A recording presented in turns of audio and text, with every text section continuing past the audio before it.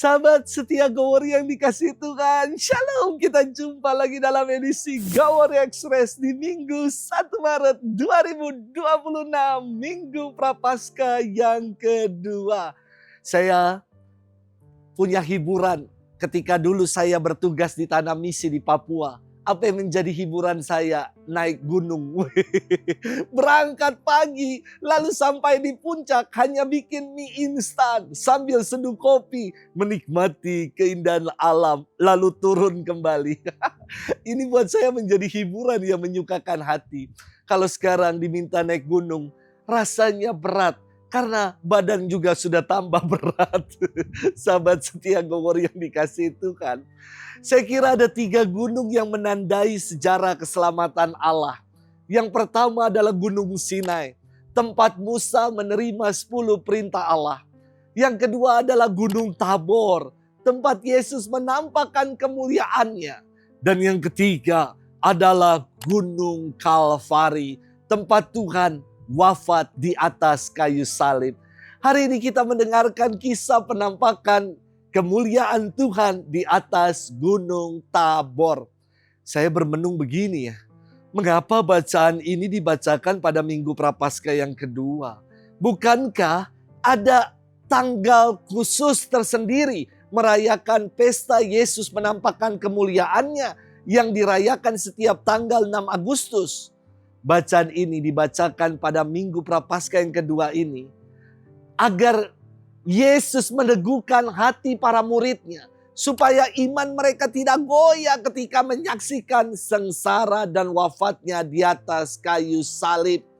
Peristiwa Gunung Tabor akan segera beralih menjadi peristiwa Gunung Kalvari. Namun Yesus ingin mengajak para muridnya jangan goyah dalam iman karena rencana keselamatan Allah tergenapi melalui peristiwa Kalvari. Peristiwa Gunung Tabor menyatakan secara jelas identitas sejati Yesus sebagai Mesias yang diurapi Allah.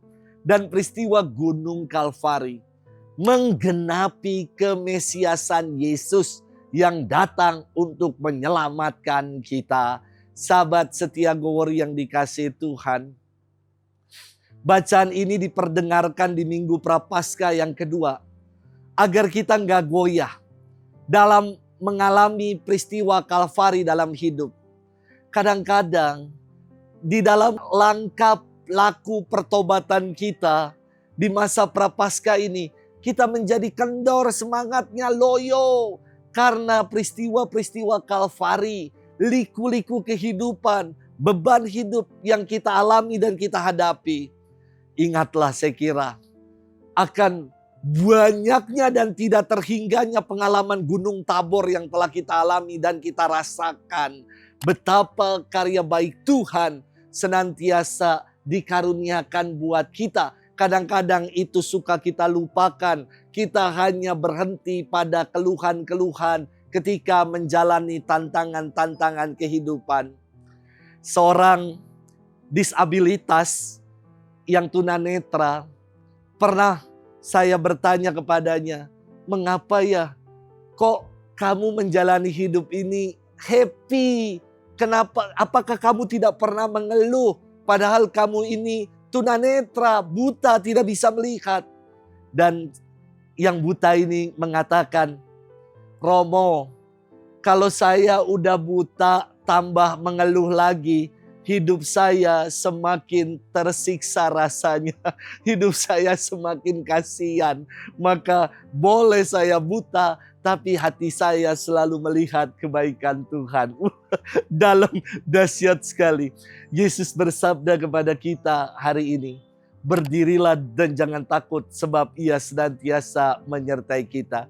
Semoga kita nggak melupakan jutaan pengalaman kebaikan yang kita alami dalam hidup.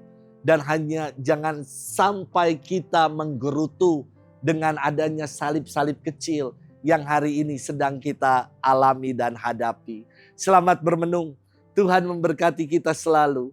Dalam nama Bapa, Putra, dan Roh Kudus. Amin. Selamat hari Minggu.